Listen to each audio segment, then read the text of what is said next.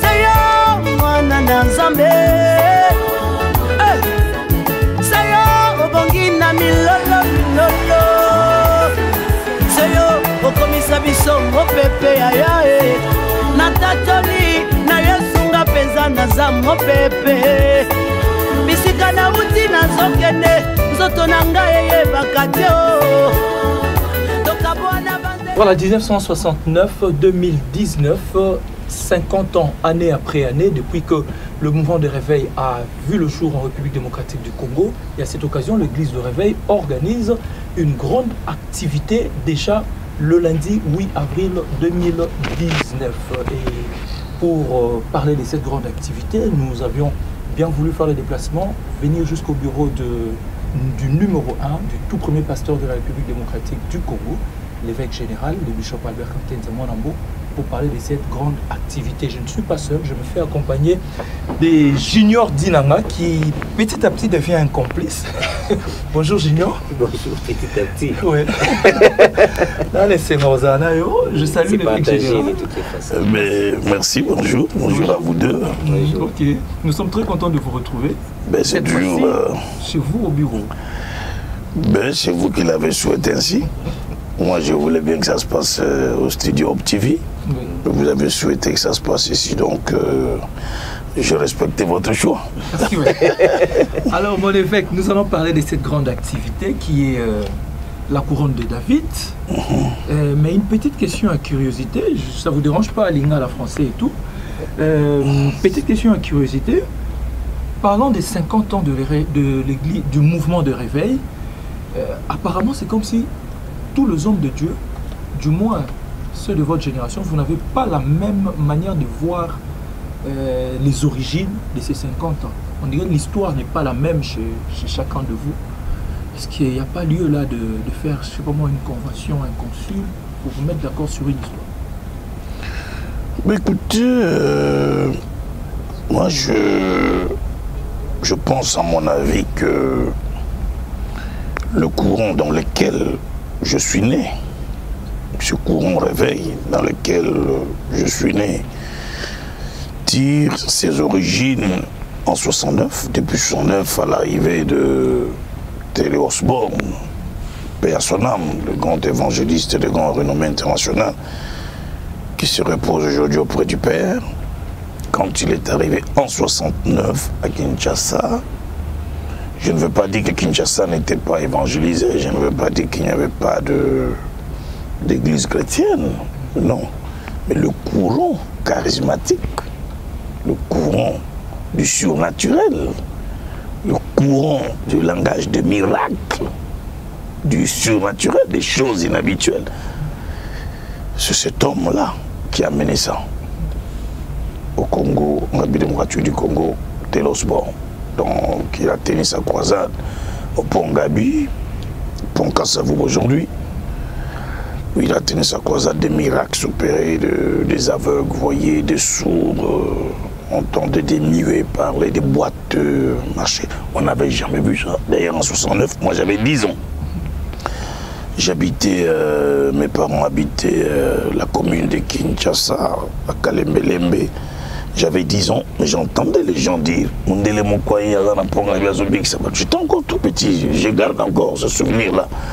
J'avais 10 ans. Et Osborne est venu sur l'invitation de Mouzaïdi Nabal, qui n'était pas encore aussi très connu. Et c'est lui qui invite Osborne.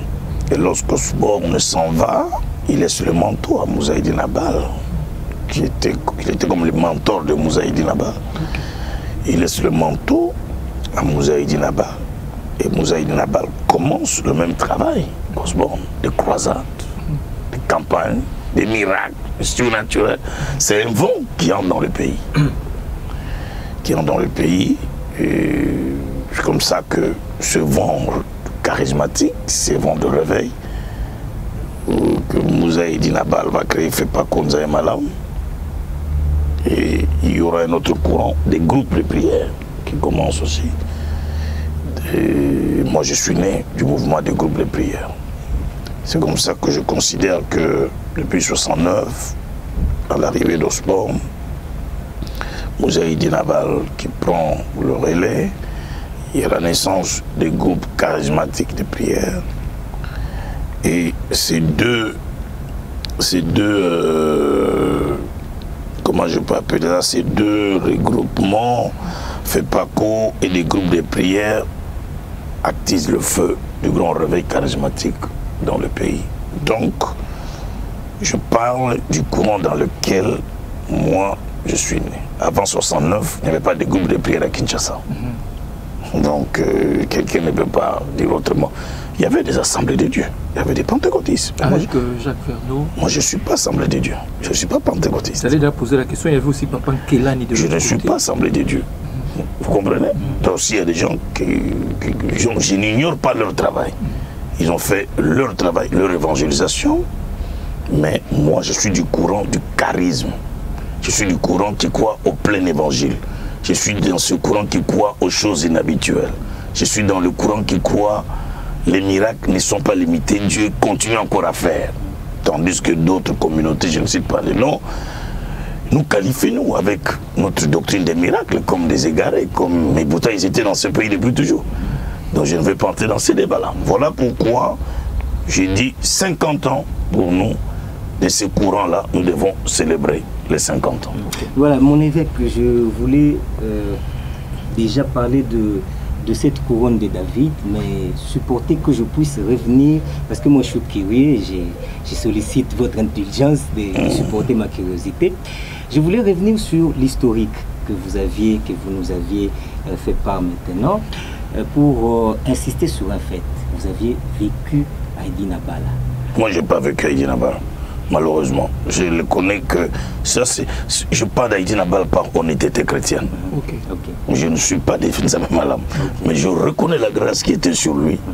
Et il a porté un vent dans ce pays. Ça, c'est de l'honnêteté. Voilà. J'aurais pu dire, je ne suis pas dans un malade, ça ne me concerne pas. Mais le vent qu'il a amené dans ce pays a soufflé dans la nation. Son onction, il a créé une atmosphère dans cette nation sur le surnaturel et le miracle. Et je lui reconnais ça comme un grand patriarche. Cette précision d'ailleurs a répondu déjà à ma préoccupation. Je ne vois plus la peine de poser cette préoccupation. J'aimerais très rapidement que nous puissions... Quand je dis je ne le connais pas, ça veut dire que ce n'est pas que je n'ai jamais entendu parler de lui. J'ai commencé à exercer le ministère, je savais qu'il était là, il est mort. Le connaître seul comme ça, vivre avec lui, le pénétrer, comme on dit en grec, le pénétrer, avoir des relations personnelles. Non, je n'ai pas eu cette relation personnelle avec lui, mais je sais qu'Aïdi Nabal, c'est le patriarche. Je sais qu'Aïdi Nabal, c'est un grand homme qui fut un grand homme. Non, je n'ai pas eu, je ne suis pas sorti de FEPACO, mais je lui reconnais cette grâce de patriarche dans notre nation. Merci, merci mon dans le courant charismatique. Pour cette précision. Ouais. Alors, ma deuxième curiosité sur l'événement, l'activité, j'aimerais parler de la couronne de David. Vous avez intitulé cette journée du 8 avril 2019, la couronne de David. La couronne de David, pourquoi seulement David? Nous savons qu'il y a eu beaucoup de rois et tout, notamment le roi Salomon et tout. Pourquoi vous avez insisté sur la couronne de David? Y a-t-il une particularité là-dessus? Oui, bien sûr, il va y avoir une raison biblique ou spirituelle. Lorsque Dieu m'a inspiré d'organiser cette célébration de la remise des trophées à ceux qui ont fait l'histoire de réveil dans cette nation, je étais en train de chercher la dénomination à donner. Et l'Esprit de Dieu m'a parlé de David. David fut un grand roi. Pourquoi David? Parce que quand nous parlons de couronne, on donne de couronne qu'à quelqu'un qui a fait des conquêtes. Des conquêtes. Donc plutôt les trophées à quelqu'un qui a fait des conquêtes. Et David, c'est un grand conquérant. Il a été couronné, d'abord appelé par Dieu lui-même l'homme selon mon cœur. Et je considère que des hommes et des femmes et des chantes que nous allons, à qui on va remettre des trophées, c'est des gens qui ont fait des conquêtes dans l'évangélisation, qui ont fait des conquêtes dans la chanson, qui ont fait des conquêtes dans l'exercice du ministère. Ils ont fait des conquêtes des territoires, des conquêtes des nations, des conquêtes des villes, des localités avec l'évangile. Donc c'est des gens aujourd'hui qui méritent d'être couronnés comme David. Et je considère aussi que ces hommes et ces femmes à qui on va remettre des trophées ne se sont pas autoproclamés, ne sont pas des aventuriers, mais c'est des gens qui ont été choisis par Dieu. Et je dirais, ce sont des hommes et des femmes selon le cœur de Dieu. Parce que David a fait des grandes conquêtes, c'était l'homme selon le cœur de Dieu. Et tous ces hommes et ces femmes à qui on va remettre des trophées, c'est aussi des hommes et des femmes choisis selon le cœur de Dieu. Parce que dans la plupart d'entre eux, si ça dépendait de la volonté des hommes, certains ne seraient jamais pasteurs, certains ne seraient jamais saisis.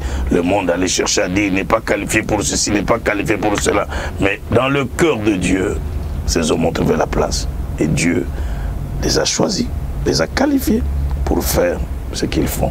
Voilà pourquoi j'ai été inspiré de dire la couronne de David. Parce que le trophée, on ne le donne qu'à celui qui a fait des conquêtes.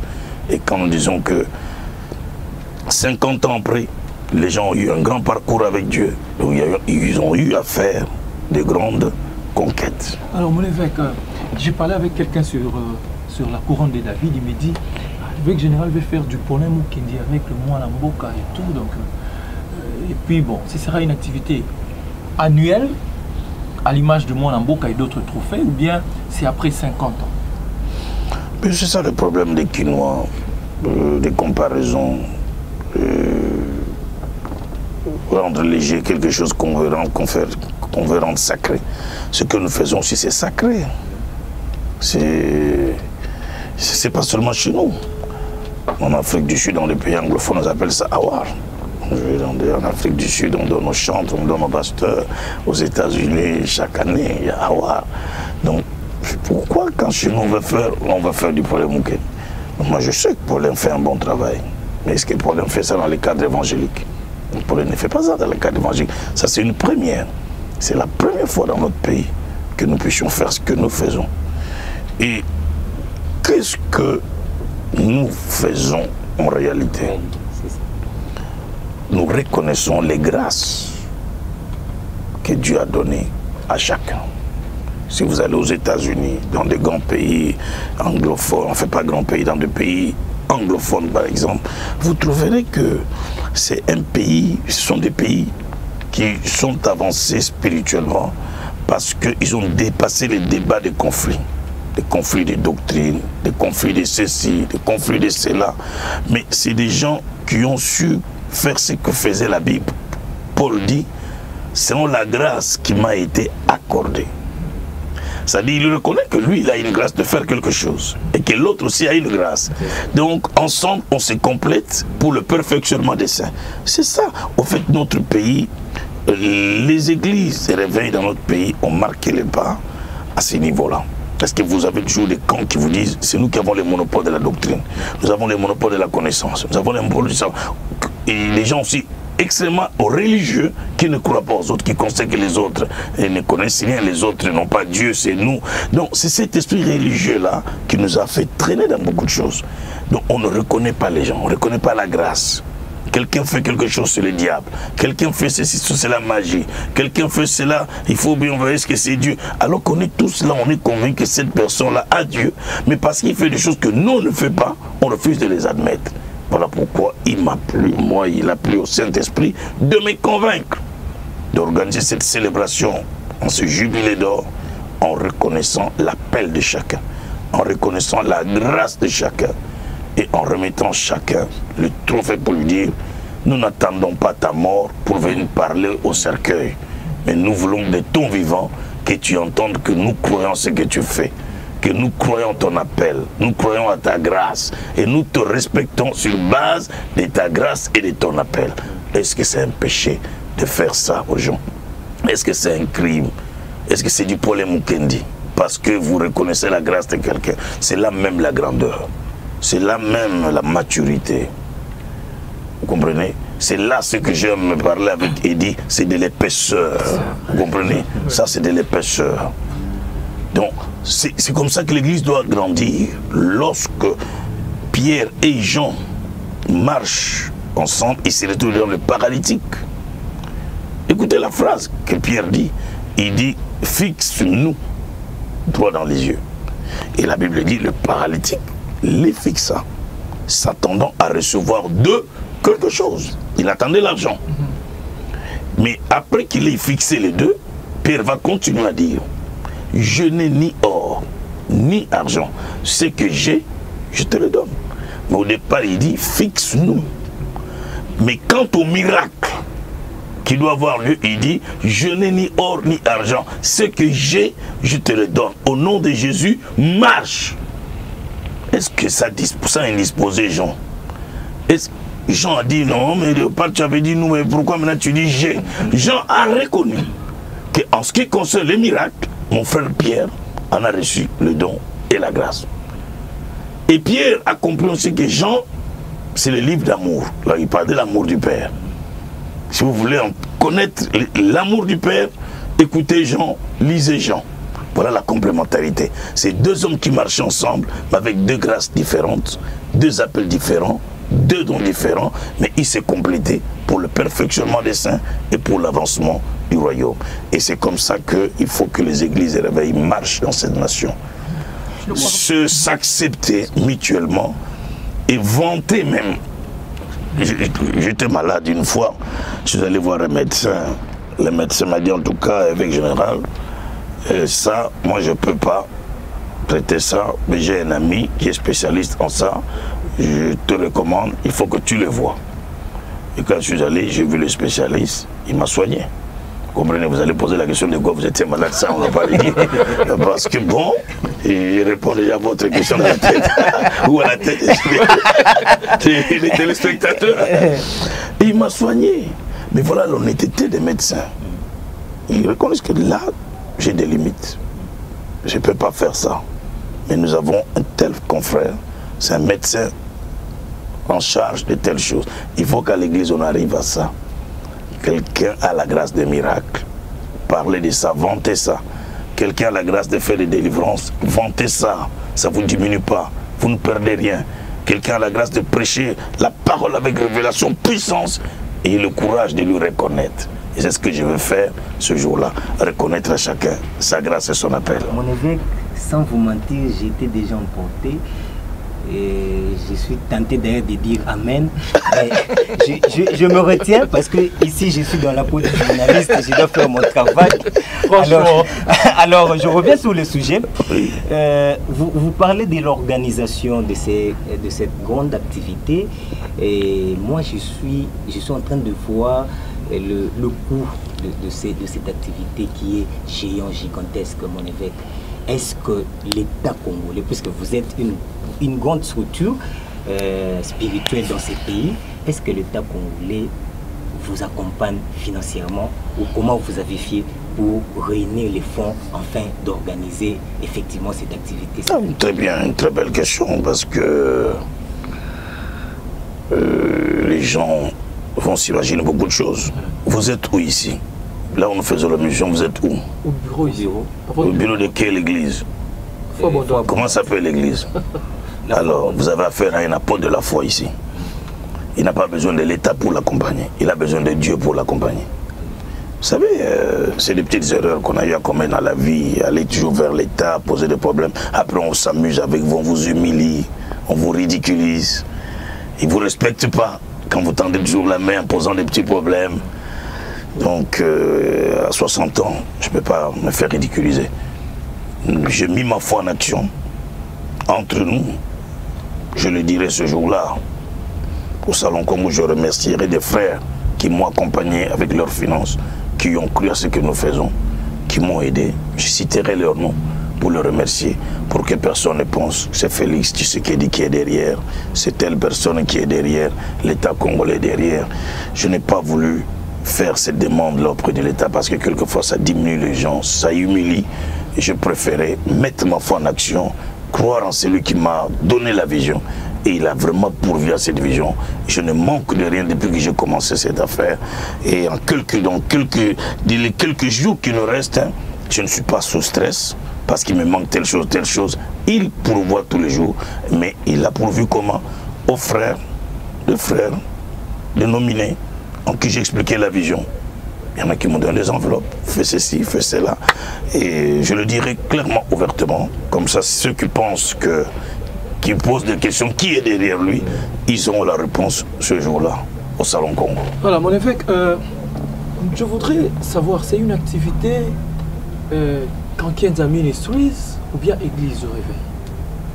Non, vous savez, 50 ans du mouvement de réveil, ça il faut faire la part des choses. Ce n'est pas les 50 ans des églises de réveil. Ou ce n'est pas les... Nous ne fêtons pas les 50 ans de l'ERC. L'ERC, l'église de réveil, n'a que 15 ans, juridiquement, officiellement. On a 15 ans d'existence. Mais si nous célébrons les 50 ans du mouvement, de cette vague-là, de ce vent qui a soufflé en 69 jusqu'à ce jour, ça fait 50 ans. Et ce mouvement a engendré des hommes que nous sommes. Ce mouvement a engendré des églises que nous dirigeons. Ce mouvement a engendré des ministères. Ce mouvement a engendré des plateformes de regroupement. Et ce mouvement a engendré l'église de réveil du Congo. Et l'église de réveil du Congo étant le fruit de ce mouvement de ces 50 ans, et l'église de réveil étant l'interface auprès de l'État, l'église de réveil étant la confession religieuse, c'est comme ça qu'au nom de cette église de réveil, nous avons pensé célébrer les 50 ans du mouvement de réveil. Ça n'a rien à voir avec Kankienza Ministries, la foi, non, non, non, non. Ici, l'église de réveil, à cause de sa position, de sa reconnaissance auprès de l'État, elle est l'interface auprès de l'État. C'est comme ça que même l'État qui nous a reconnus a toujours dit que je vous donne comme un des devoirs la promotion des églises, la promotion des hommes de Dieu. Et c'est ce que nous faisons en fait. Donc je pense qu'ici, ça dépasse les cadres même de l'ERC. Parce que beaucoup de gens à qui nous allons remettre ne sont pas membres de l'ERC. Ils sont du mouvement de réveil. Ils sont tous issus du réveil, mais ils ne sont peut-être pas membres de l'église de réveil. Mais donc, c'est encore une fois là notre honnêteté chrétienne en disant, ce n'est pas parce que les gens ne sont pas dans l'ERC qu'on ne doit pas leur reconnaître. Ce n'est pas parce que les gens ne sont pas dans l'ERC qu'on ne doit pas leur donner des trophées. Nous allons au-delà des limites confessionnelles en disant tous ceux qui sont issus du mouvement des réveils, qui ont marqué les époques, qui ont marqué les temps, qui ont marqué les saisons, qui ont marqué l'histoire avec l'évangélisation dans la parole, dans la prédication, comme des pionniers, comme des artisans, comme des patriarches. Mais il est grand temps qu'on reconnaisse le travail de ces gens-là.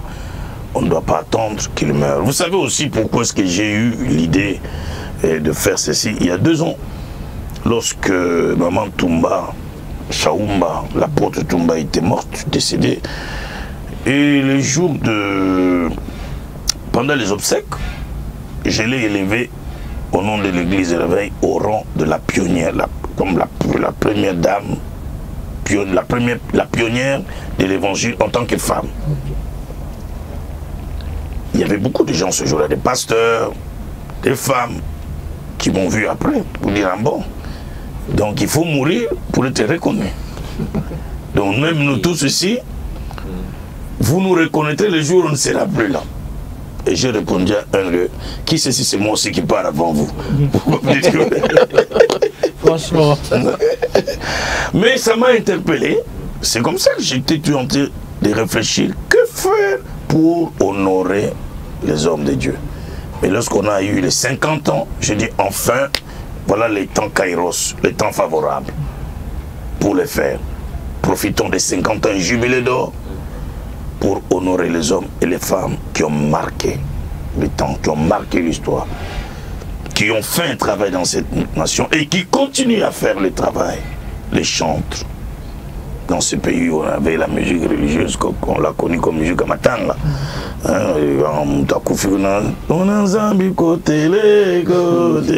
C'était ça, nous, comme moi j'avais. Et l'église, on appelait ça animation. J'avais 18-19 ans, c'est ça. Dans les deuils, c'est tout ce qu'on connaissait. Et quand quelqu'un meurt, à la voix d'Isaïr, là-bas à l'époque, la voix d'Isaïr aujourd'hui, RTNC, c'était cette musique qui passait. C'était la musique religieuse, c'était une musique de deuil. Mais bravo à tous ces chantres qui ont accompagné le mouvement de réveil. dans la révélation des chansons, dans les cantiques. Voilà pourquoi il faut reconnaître certains d'entre eux, les honorer. Ils ont amené le praise and worship à l'église. Plus d'animation, mais maintenant c'est la louange et l'adoration à l'église. Nos cultes aujourd'hui, quand les gens chantent, les mains levées, adorent, on n'avait pas ça au début du réveil. Au début du réveil, on ne connaissait pas l'adoration, on ne connaissait pas la louange. C'était des tam-tams. Et puis on avait n'a quoi animer les lots. Les gens venaient, c'est l'animation. Voyez. Mais petit à petit, quand cette église s'est construite, des chantres ici, bravo à eux, sont des héros, sont des grands artisans. Il faut les honorer. Et des pasteurs qui ont changé l'image des pasteurs dans cette nation. Moi j'étais encore jeune, j'avais 20 ans.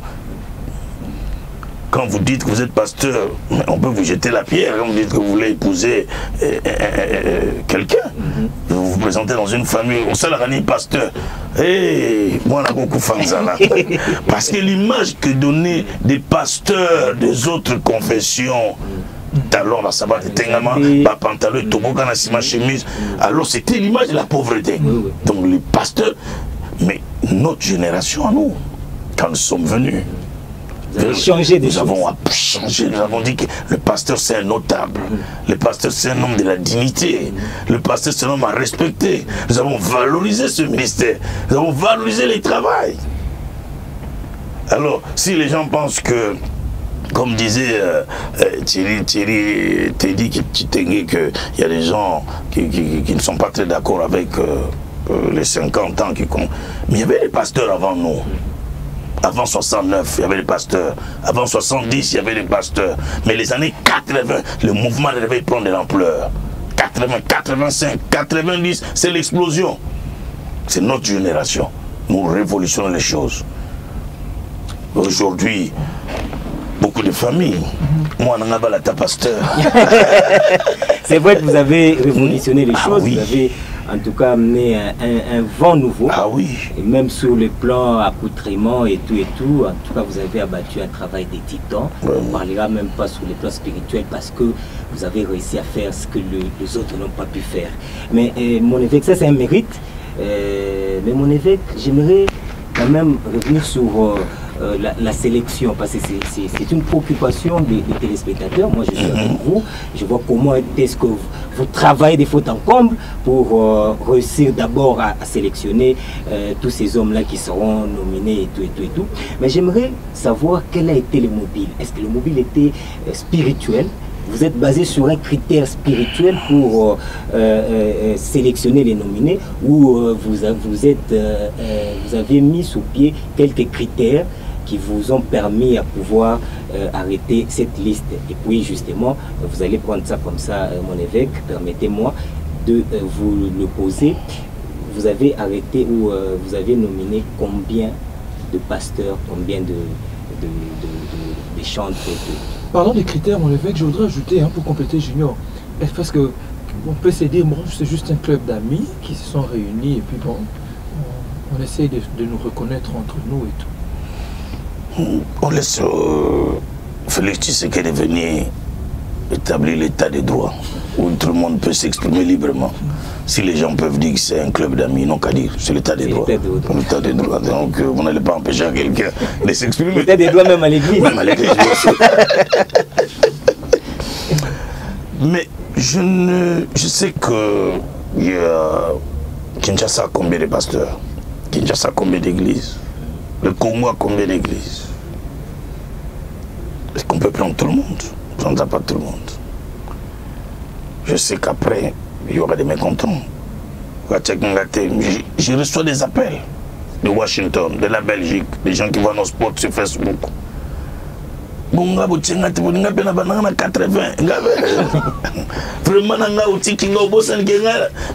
Aujourd'hui, j'en ai reçu plein. On ne va pas satisfaire tout le monde. On a voulu faire, comment on appelle ça? Une sélection. Parce qu'on ne peut pas prendre tout le monde. On prend quand même des gens qui ont marqué. Et puis on a tenu compte du témoignage aussi. Il y a des gens qui ont aussi marqué, mais s'il y a un problème de témoignage aussi, c'est un véritable problème. On a tenu compte de beaucoup de choses. Mais il faut reconnaître les gens dans leur grâce. Officiellement, c'est ce que nous allons faire. Et mais on ne peut pas prendre tout le monde. Ce n'est qu'une première édition, la couronne de David. Ce n'est qu'une première édition. Il y en aura. Il y en aura. Chaque année. Moi, je m'en vais. Je quitte mes fonctions de président dans 2-3 semaines. Celui qui viendra après moi. S'il veut garder. Enfin, S'il veut garder, je ne veux pas tomber dans ton piège. Enfin quoi? Je parle parce que c'est le temps de partir. Hein? Enfin, c'est comme s'il n'a jamais voulu partir. C'est comme si on l'a toujours bousculé, il ne quitte jamais. Comme vous dites, enfin. Donc, c'est-à-dire, vos pères n'ont pas voulu que vous puissiez lâcher cette affaire, mais enfin, il y aura une alternance. Si tu parles dans ce sens-là, oui. C'est vrai qu'il y en a qui pensent que ce n'est pas le moment. Je pense que ce n'est pas le moment sur le plan spirituel pour moi de partir. Mais je fais mes 15 ans, officiellement. Quand il parle d'enfin, il faut que je rectifie quelque chose. Parce qu'il y a des gens, ah, où me libère, où me libère parce qu'il y a débordant. Non. Les statuts disent ceci. En 2003, nous sommes reconnus officiellement. Et nos statuts disent le président a 5 ans qui ne comptent pas. Ce sont les 5 ans d'implantation. Donc de 2003 à 2008, c'était les 5 ans d'implantation. Ça ne comptait pas comme un mandat. Okay. Donc le premier mandat a commencé en 2008. J'ai eu mes 10 ans, plus les 5 ans, ça fait 15 ans. Donc enfin, il part pourquoi? Il est parti parce qu'il a terminé ce mandat. Les temps de Dieu, on va dire. Même pas les temps de Dieu, les temps des statuts. J'ai respecté les statuts qui est la constitution de l'église réveillée du Congo. Mais mon évêque, une curiosité, puisqu'on parle de ça rapidement. Rapidement, parce que là, oui, rapidement. Joseph Kabila a préparé un dauphin, vous avez préparé aussi le vôtre? Je l'ai déjà présenté, puis je n'ai pas envie de continuer à en parler. Okay. Je l'ai déjà présenté plus d'une fois. Tout le monde le connaît, ça ne vaut pas la peine d'en parler encore ici. Voilà. Merci beaucoup. Nous allons terminer par l'actualité. Hein. Nous rappelons quand même à tout une petite question, c'est par rapport à l'activité. Avant d'entrer dans les peu de 10 minutes qui nous restent dans l'actualité. Ce sera au Grand Hôtel, au moins Grand Hôtel. Au Salon Congo. Au Salon Congo du Grand Hôtel de Kinshasa, mais le Salon Congo, c'est à peine 500 personnes. Hein. Avec tous ceux que nous connaissons comme pasteurs de l'église de Réveil, y a-t-il une condition pour bien sûr.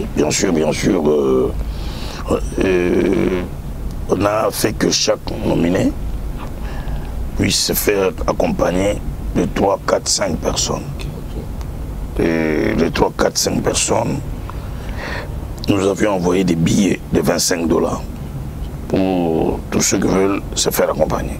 Il y a des pasteurs qui ont pris les billets, 25 billets pour 25 personnes.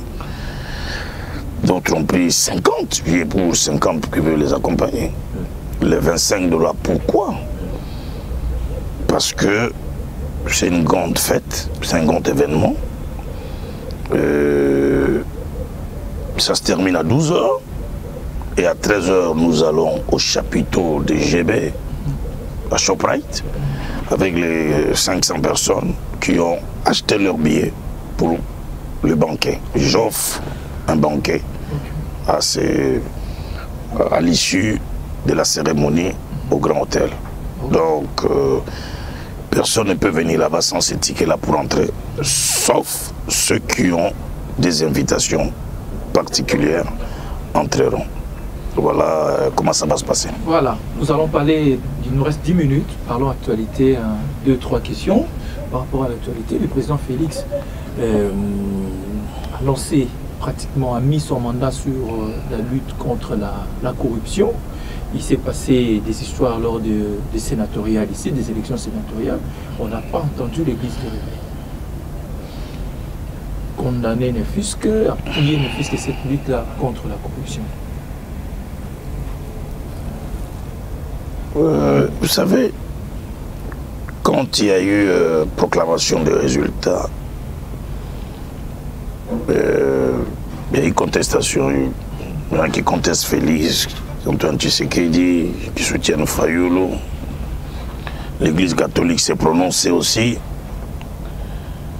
je m'étais prononcé en faveur des résultats proclamés par la CENI et validés par la Cour suprême.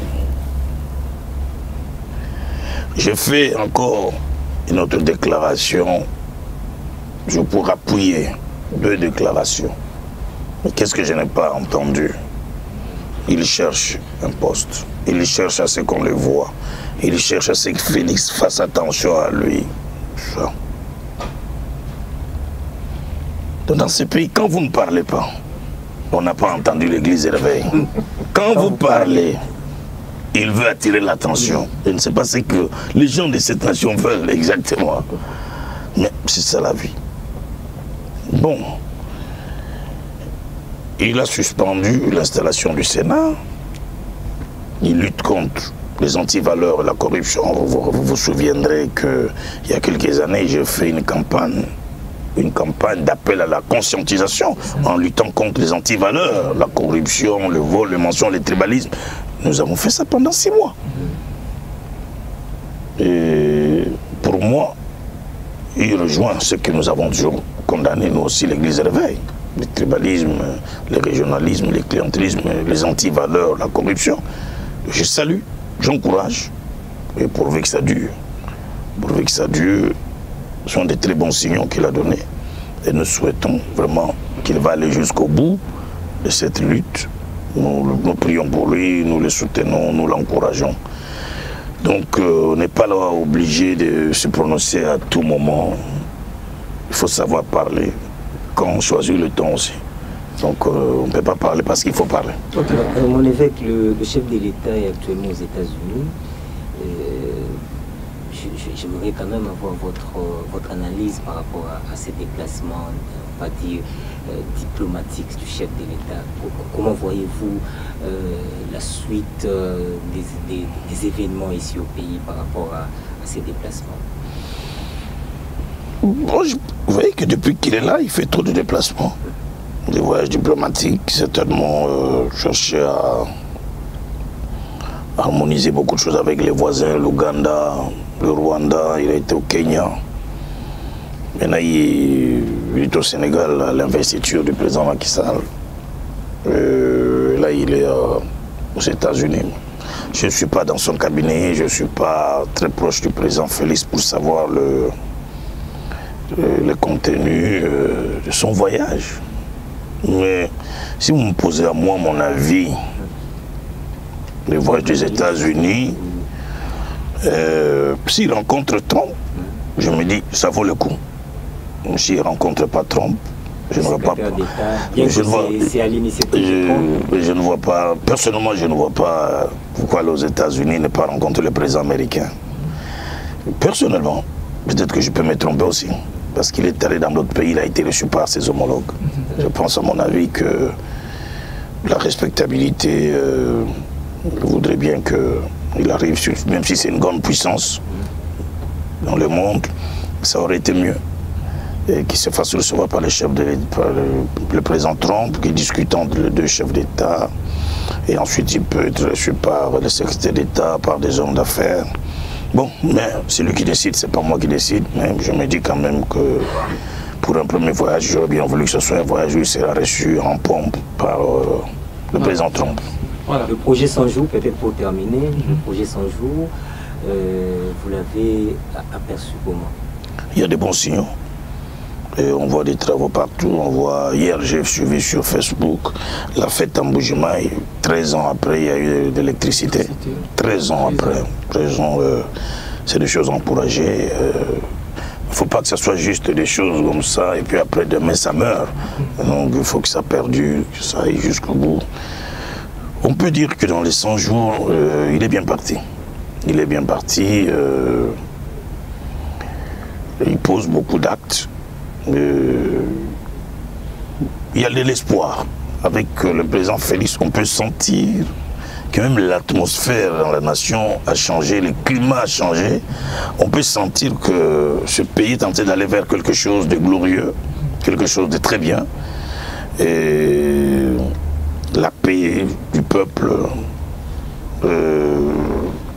la quiétude, la joie, même ceux qui ne l'avaient pas élu, qui ne l'avaient pas voté, au jour d'aujourd'hui, beaucoup changent de langage, au vu de tout ce qui est en train de se faire pour les 100 jours.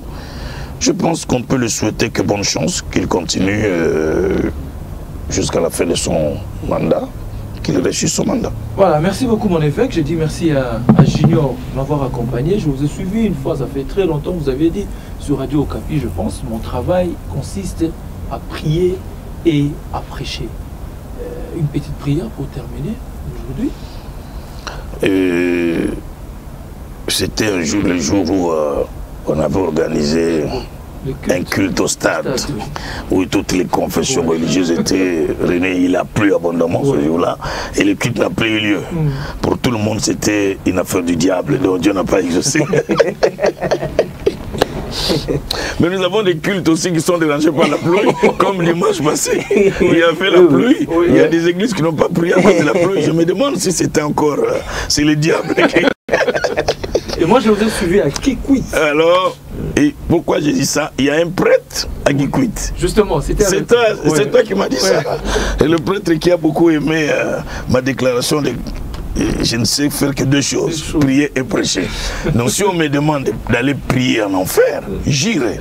Là où se trouvent les diables, même les démons. Si on me dit va là-bas, prier et prêcher, je vais aller.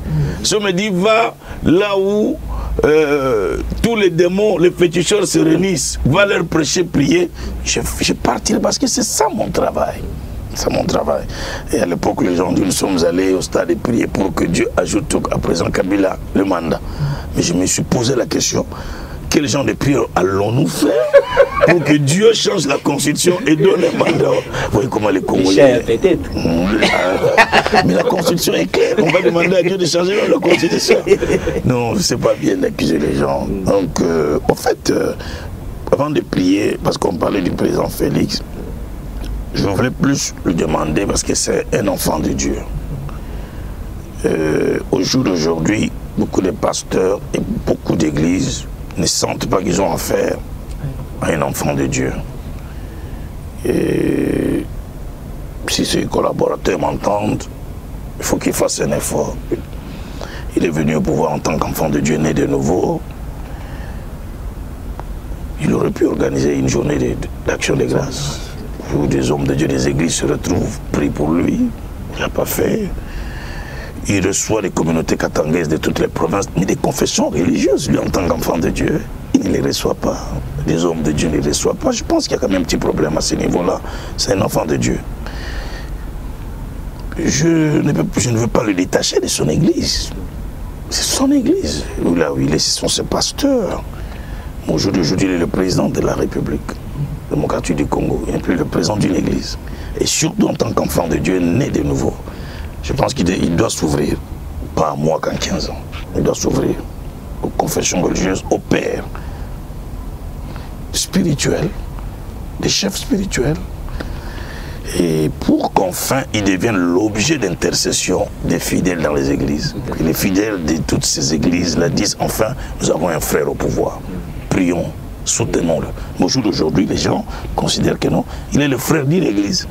Donc ce n'est pas notre affaire, il n'est pas notre frère pour prier pour lui. Je pense qu'il devrait faire un grand effort à ce niveau-là, s'ouvrir aux confessions religieuses. Je ne parle pas des églises, je parle des confessions religieuses.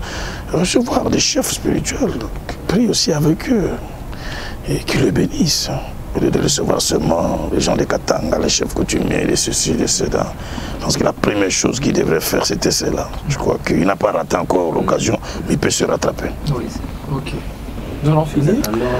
La prière, si vous tombez sur ce plateau, comment ça va se passer? Moi j'ai peur. Si l'onction vous envahit, vous commencez à parler en langue, ou vos yeux là, les yeux. On tire l'émission à 1h, le temps que les yeux s'ouvrent. Seigneur, merci pour tous ceux qui nous ont suivis, ici à Kinshasa, au Congo, à l'étranger, qui nous suivons. Que ta faveur abonde sur eux. Mais nous voulons te rendre grâce pour les 50 ans du mouvement de réveil en République démocratique du Congo. Et toute la gloire te soit rendue dans les glorieux et précieux noms de Jésus-Christ. Amen.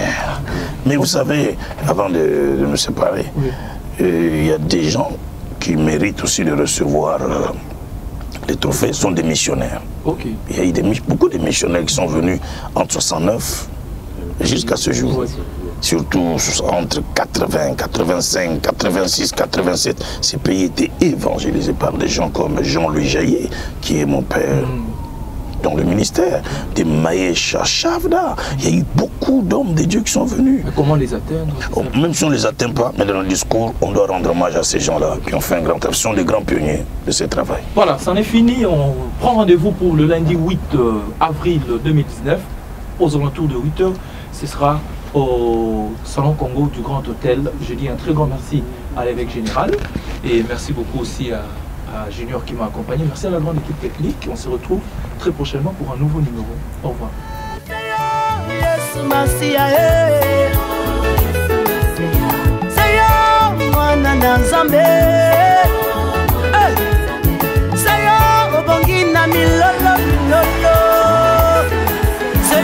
okomisa biso mopepe ayae natatoli na yesunga penza naza mopepe bisika na uti nazokende nzoto na ngai eyebaka te tokabwana banzela mibale nga na nzoto na ngai nzoto esutuka nayokelaka